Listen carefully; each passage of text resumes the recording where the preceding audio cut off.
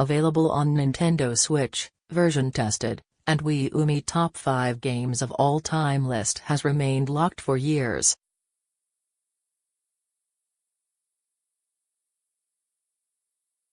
The order can fluctuate, but Super Mario 3, Super Mario World, Metal Gear Solid, Ocarina of Time and Dark Souls have stood firm, despite all the other amazing titles there have been in that time.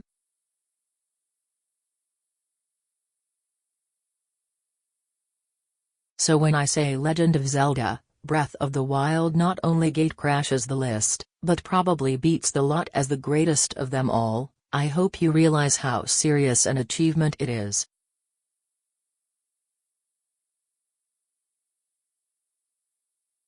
Whatever your feelings on the Nintendo Switch, it's arguably one of the greatest launch games for any console lover.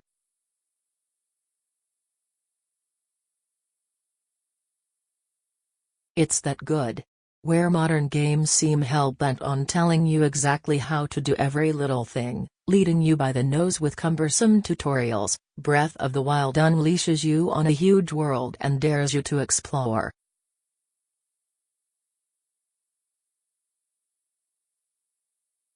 It is, in many respects, a return to the ethos of the original Legend of Zelda. It's a refreshing change. I won't spoil any of it for you, but the plot is interesting enough to hold your attention without intruding on your exploration of Hyrule.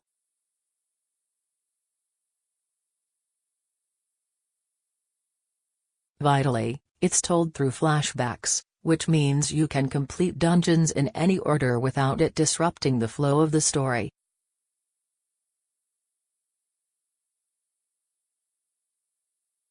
It's a genius move. It really underlines the total freedom of the game. Right from the beginning, the player is free to approach Breath of the Wild however they choose.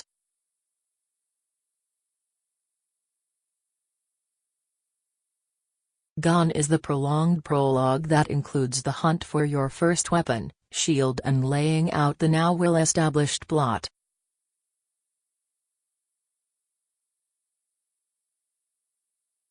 Instead, Link is immediately set loose in the absolutely enormous land of Hyrule and is free to explore.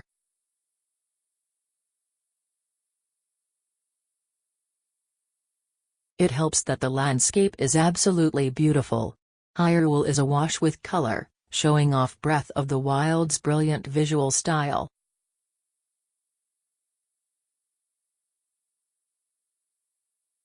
It won't set any technical benchmarks like Horizon Zero Dawn. At times textures may appear blurry both on the big screen and on the Switch's 6.2-inch display, but the art is utterly gorgeous.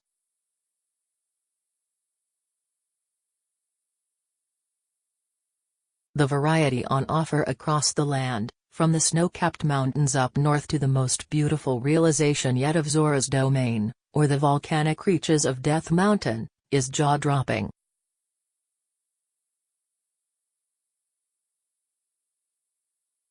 Hyrule is a beautiful place to be.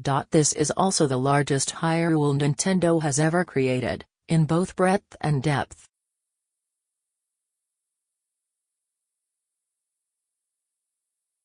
Having a simply massive open world wouldn't mean much if there wasn't so much to do within it, but there's tons.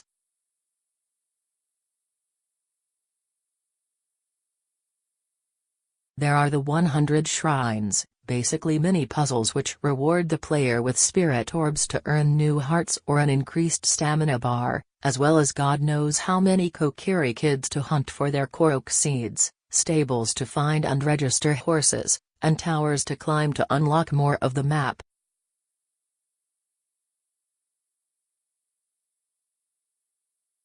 You can even take photos of everything in sight to complete the Sheikah Slate's compendium.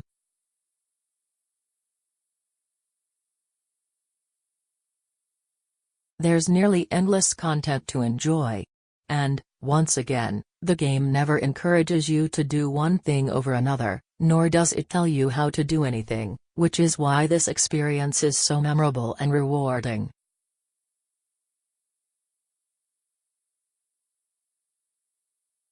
Related, Nintendo Switch vs PS4 and Xbox One. Everything I've discovered, I've learned simply by playing, either through trial and error or through finding secrets hidden in the nooks and crannies.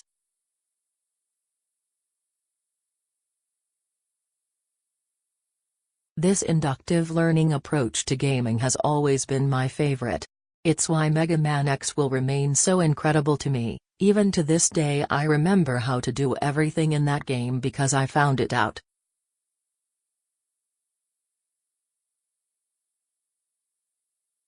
Nothing is ever explicitly said in Breath of the Wild, only for it to be quickly forgotten, but instead the game mechanics are a series of wonderful light bulb moments.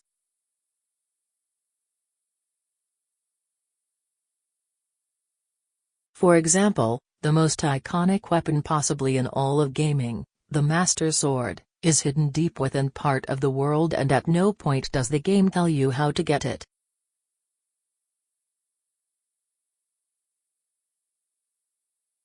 I decided around halfway through the game to go and search for it, having studied the map and having a hunch it was found in a particular area.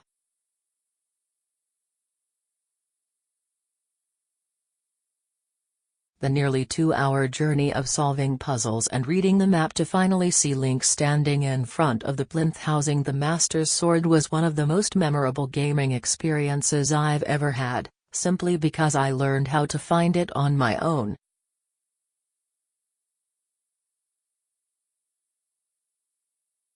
This sense of reward is further increased by the surprising challenge offered in Breath of the Wild, which is the toughest of the series to date.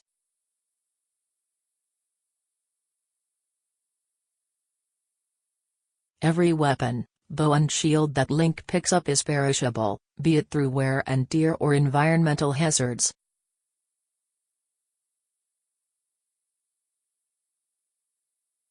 Learning to forage and scramble is key to survival, and every enemy is likely to give you a very tough time if you're lacking sufficient meals and backup toys before embarking on the next quest.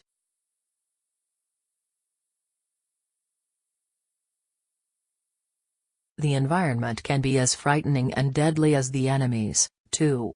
After working hard to collect a series of weapons and shields with great stats, I made my way towards the next dungeon.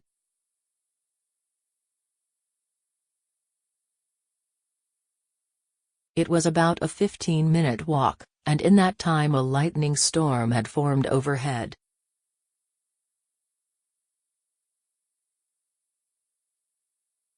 What I didn't know was that, if Link is carrying metal items in a storm, the lightning is attracted to his weapons and can strike our hero down.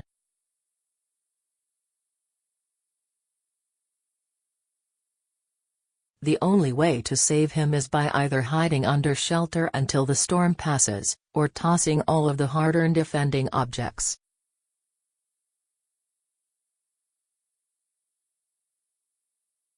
It's fiendish and unforgiving, but never unfair. Cooking is also one of the surprising joys in Breath of the Wild. There's no cookbook to teach you which ingredients blend to the greatest reward, meaning you simply have to throw things together in the pot and hope that what comes out is edible.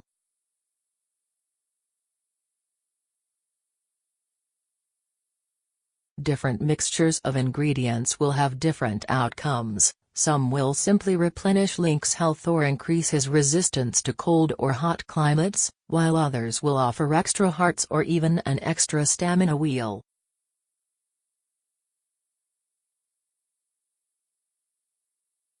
Learning what combinations work best is the key to taking on tougher enemies, but the only way to learn is through experimentation.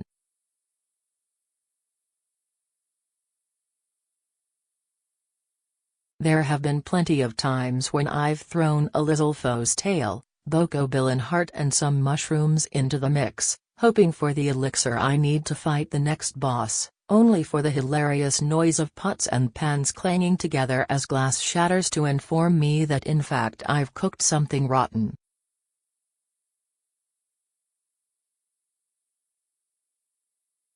I probably should have guessed from the recipe I used. The general plot leaves things entirely up to the player in how they choose to tackle Ganon.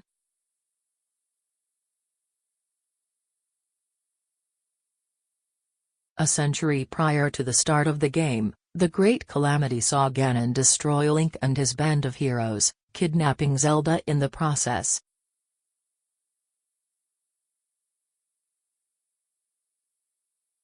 In order to protect Link in the hope that one day he'll return and save her, Zelda sends him to a cave to rest and recover.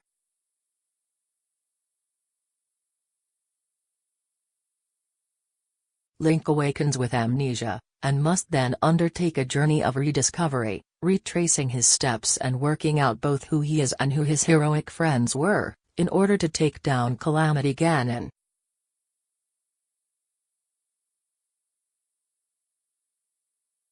Only a couple of niggles might put you off.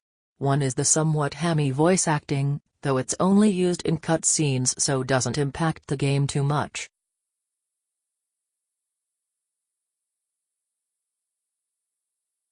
It's the first time a Zelda game has had voice acting in it, and I think Nintendo's inexperience with this shows.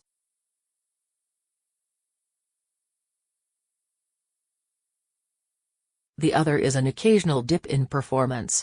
While Zelda mostly runs at a solid 30 FPS on Switch, when things get heated, or in particular when Link is running through a dense patch of grass, it can take a pretty substantial hit.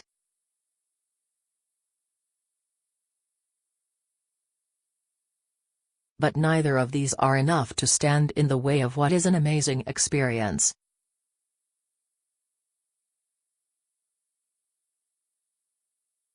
I'm consistently staggered by how good this game is. The ingenious design of its shrines and the big 4 dungeons alone will make your jaw drop.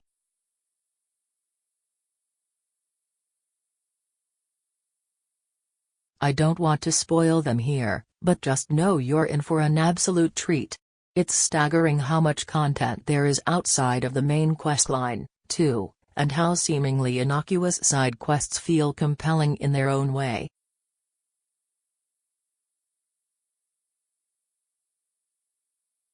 I've spent several hours trying to chase down restless crickets through the grass for someone in Kokiri village so he can impress a girl, and if you ask me I'll never be able to explain why.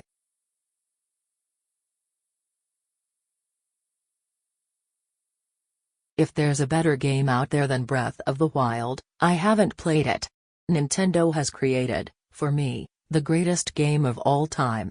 It's everything I want from a game and one of the most rewarding experiences I've ever had.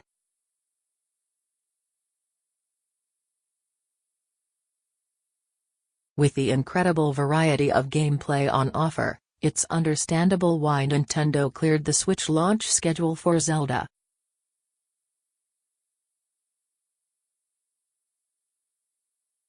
There's a good chance you'll be absorbed in everything it has to offer all the way up until the release of Mario Kart 8 Deluxe.